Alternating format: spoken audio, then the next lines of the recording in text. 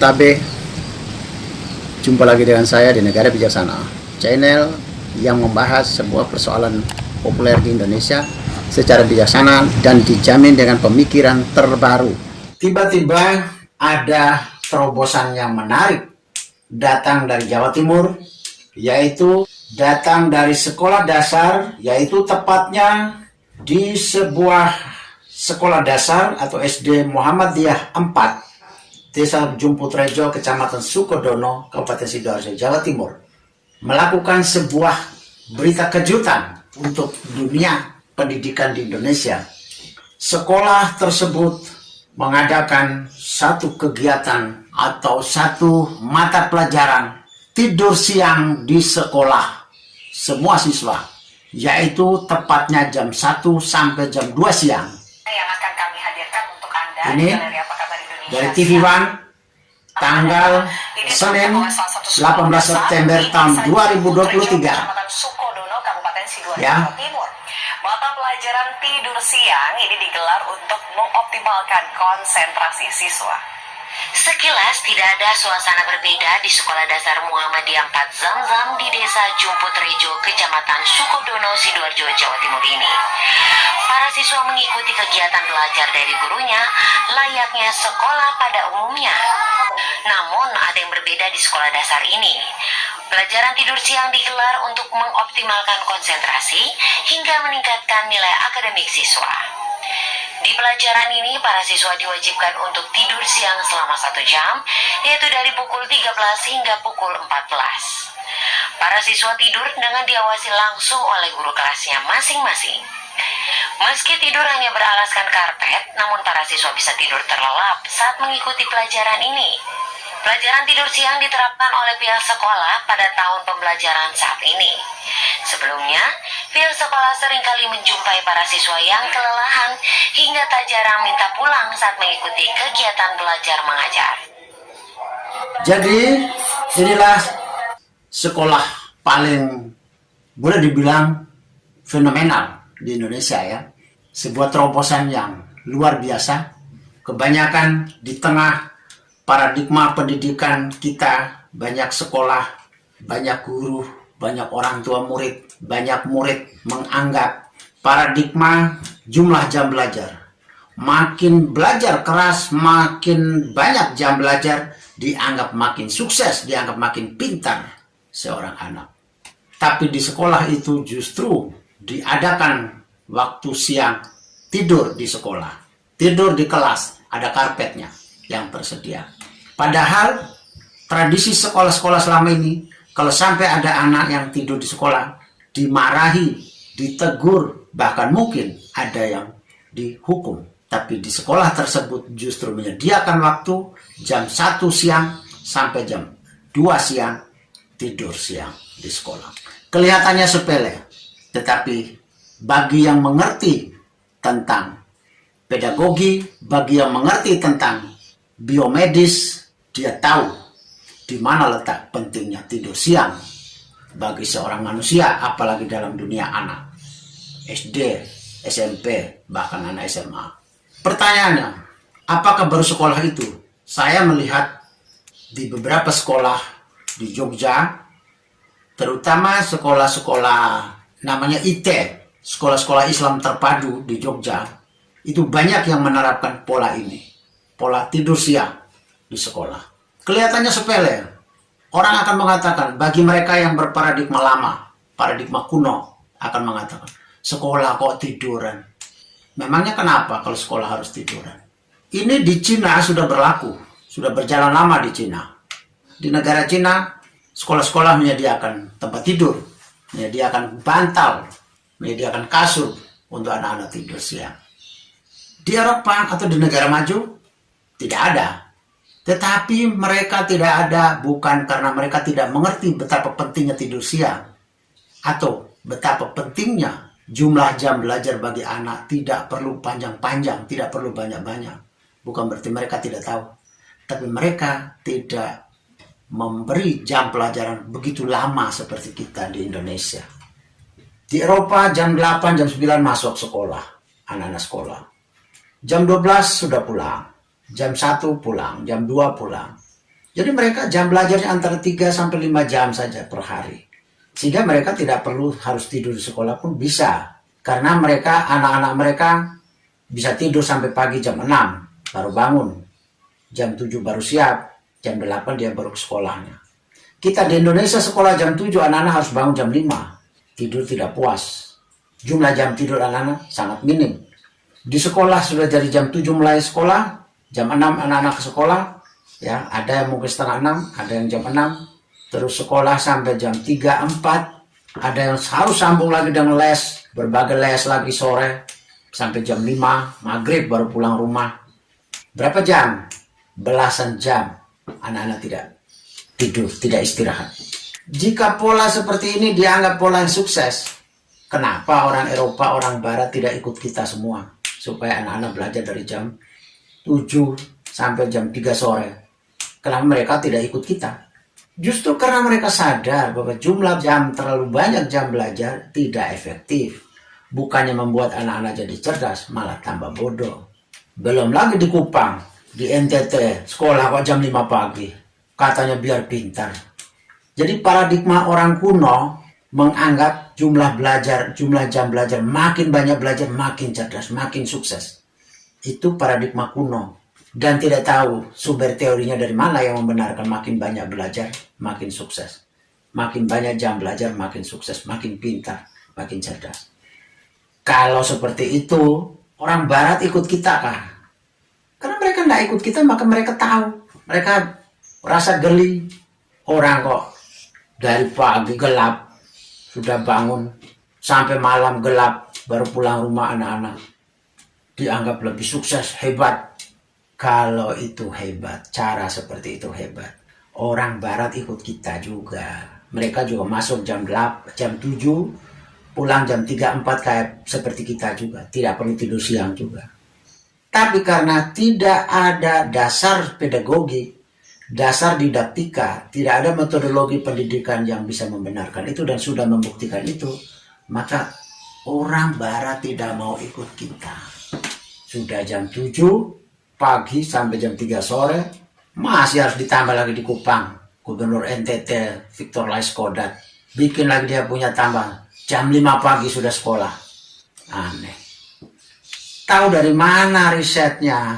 Hasil penelitiannya kapan? Bahwa jumlah jam belajar makin banyak, anak makin cerdas juga kapan? Siapa yang bikin riset itu? Siapa yang punya teori itu? Tidak ada. Jadi bukan jam belajar makin banyak, makin pintar, tapi jam efektif belajar. Sekarang jam efektif dari jam berapa jam kan dalam satu hari, dan jam berapa saja. Siang itu tidur itu, semua manusia harus tidur. Itu sudah hukum alamnya tubuh manusia. Metabolisme tubuh sudah mengatur demikian, bahwa jam 12 siang sampai jam 2 siang itu jamnya untuk tidur. Jam fisik manusia sudah lelah dan sudah tidak mampu untuk bekerja atau berpikir lagi. Maka harus tidur siang. Dan anak sekolah sejak TK atau PAUD sampai SMA. Mereka ini sekolah bukan hanya untuk pintar. Tapi mereka juga sekolah untuk tumbuh kembang fisik dan mental mereka lebih bagus. Tumbuh kembang sel otak mereka lebih bagus, maksimal. Anak yang fisiknya sehat dan tumbuh kembang jumlah sel otak mereka menjadi dendrit, pembelah sel otak menjadi jumlah banyak dan menjadi dendrit-dendrit yang hitungannya miliar dendrit. Dendrit makin banyak, seorang anak makin cerdas. Dendrit sedikit yang terbelah, anak makin bodoh. Keterbelahan sel otak anak itu sangat dipengaruhi oleh bermacam-macam, mulai dari makanan bergizi, pola permainan, stimulasi-stimulasi kasih sayang, stimulasi musik, stimulasi dongeng, macam-macam, stimulasi lukisan, kesenian, sampai dengan stimulasi istirahat, jam tidur. Berapa jam anak tidur dan jam berapa dia harus tidur. Anak tidur harus sekitar 8-10 jam per hari. Itu hasil temuan riset kesehatan dunia. Bahkan standar kesehatan dari Kementerian Kesehatan Indonesia juga sebegitu. Jam tidur harus 8-10 jam. Itu untuk anak-anak. Makin usia makin kecil, jumlah jam tidur makin besar. Jika orang atau manusia termasuk anak-anak, jika jumlah jam tidurnya tidak mencapai secara kuantitas, maka dipastikan kondisi fisik kesehatan, kondisi sel otak mereka, proses pembelahan sel otak mereka untuk menjadi dendrit terhambat semua. Apa yang bisa dijamin? Banyak belajar tapi dengan sel otaknya kecil. Banyak belajar, jumlah jam belajar di depan kelas terus-terus dari pagi sampai malam, tapi apalah gunanya kalau sel otak dia tidak memadai? Apa yang bisa dia tangkap? Apa yang dia bisa pahami? Apa yang dia bisa kuasai dari semua pelajaran yang ada? Membaca, silakan membaca banyak, tapi apa yang dia bisa masuk? Apa yang dia bisa pahami? Tidak bisa pahami. Tidak bisa pahami kalau jumlah sel otak, jumlah dendrit di dalam otak dia tidak mencukup, tidak memadai. Oleh karena itu, tidur siang 1-2 jam, yaitu antara jam 12 siang sampai jam 2 siang, dan tidur malam antara 6 jam sampai 8 jam tidur malam, 9 malam sampai jam 5 pagi. Itu baru menjamin bisa menjadi stimulasi, jadi stimulator untuk proses pembelahan sel otak anak dengan maksimal. Selain tentu dengan faktor-faktor lain, faktor gizi, faktor permainan, faktor dongeng, faktor kesenian, faktor kasih sayang dari semua orang, termasuk guru dan temannya, masyarakat, keluarganya. Semua jadi faktor.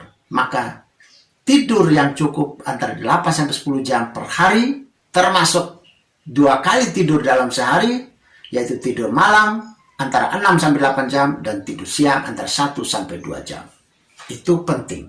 Makanya karena sekolah menganggap diri paling tahu, paling benar bahwa anak harus belajar dari jam 7 pagi sampai jam 3 sore, tanpa istirahat, cuma istirahat 15 menit 2 kali, tanpa tidur siang. Makanya saya dan anak-anak saya tidak mau belajar di sekolah. Kami melakukan otodidak supaya siang anak-anak saya bisa tidur. Supaya pagi mereka bisa bangun jam 6 pagi. Tidak perlu bangun jam 4, jam 5. Mereka bisa bangun jam 6. Supaya siang jam 12 sampai jam 2 mereka tidur siang. Supaya belajarnya meskipun tidak banyak jam belajar yang mereka pakai, hanya dengan 1-2 jam di sore hari atau di malam hari, dan 2-4 jam di pagi hari, mereka bisa menguasai lebih bagus daripada mereka harus belajar berjam-jam di sekolah atau berjam-jam di depan buku, di depan meja.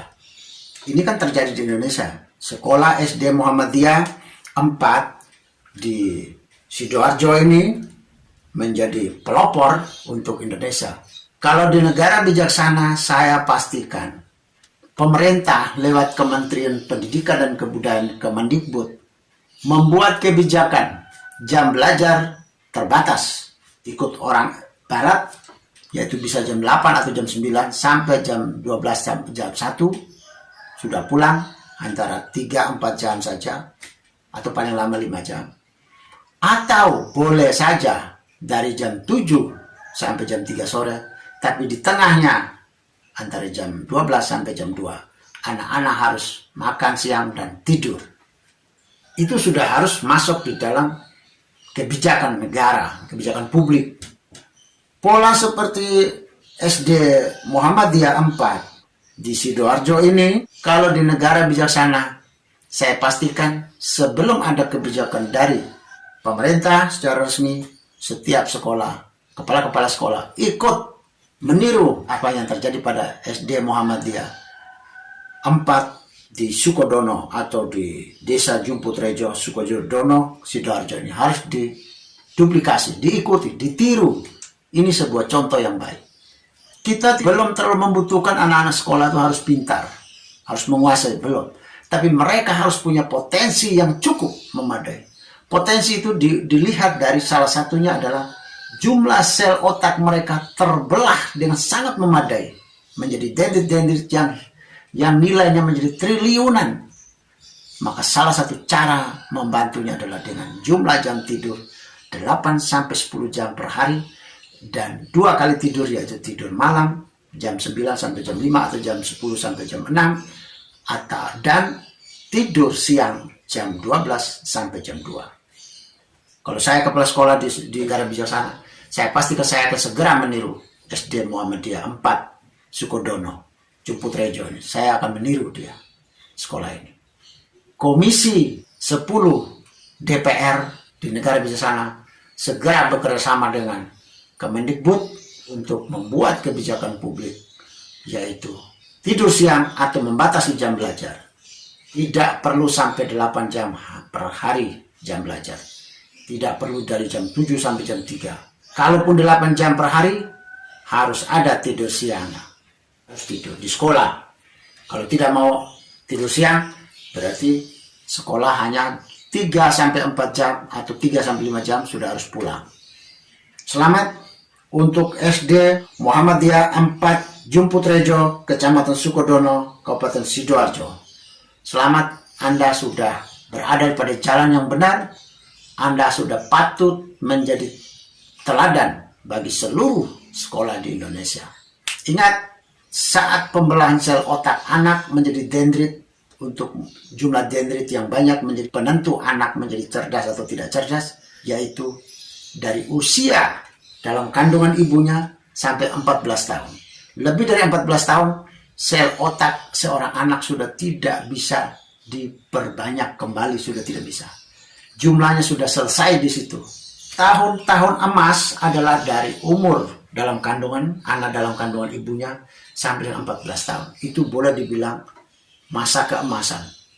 Janin lebih emas, lebih banyak lagi, membutuhkan pembelahan sel otaknya lebih cepat, lebih banyak lagi.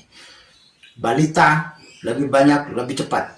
Makin ke umur 14 tahun makin berkurang proses pembelahannya. 14 tahun sudah berhenti. Itu informasi-informasi riset dari para medis, para dokter di seluruh dunia menemukan bahwa proses pembelahan sel otak anak dari janin sampai dengan usia 14 tahun. Jadi pembelahan selnya lebih banyak terjadi pada usia dalam kandungan sampai dengan balita. Tetapi intinya bahwa makin menuju ke remaja 14 tahun, kira-kira anak-anak kelas 8, 9, taruhlah dari janin sampai dengan usia mereka SMP kelas 9, itu baru berhenti proses pembelahan sel otak. Penggandaan sel otak menjadi dendrit itu baru berhenti pada usia itu. Jadi pada usia-usia begitu, usia anak harus tidur yang cukup 8 sampai 10 jam per hari dan tidur 2 kali, malam dan siang. Siangnya jam 12 sampai jam 2 tidur siang. Tidak usah ragu, banyak orang sudah membuktikan. Di Eropa, di Amerika, di Australia sudah banyak orang membuktikan. Tidur siang harus ada dan tidur malam harus ada. Jumlah tidur malam dan tidur siang harus 8 sampai 10 jam. Orang sudah buktikan semua dan negara mereka sudah jadi negara maju. Belajar yang efektif bukan terletak pada banyak jam belajar, tapi jam efektifnya belajar. Dan efektivitas itu ditentukan juga oleh jumlah sel otak yang tersedia di dalam anak. Jumlah dendrit di otaknya yang tersedia. Makin banyak dendritnya, makin cerdas orang itu. Makin cerdas orang itu, makin mudah dia belajar. Selamat datang dalam dunia pendidikan yang paradigmatis, masuk akal.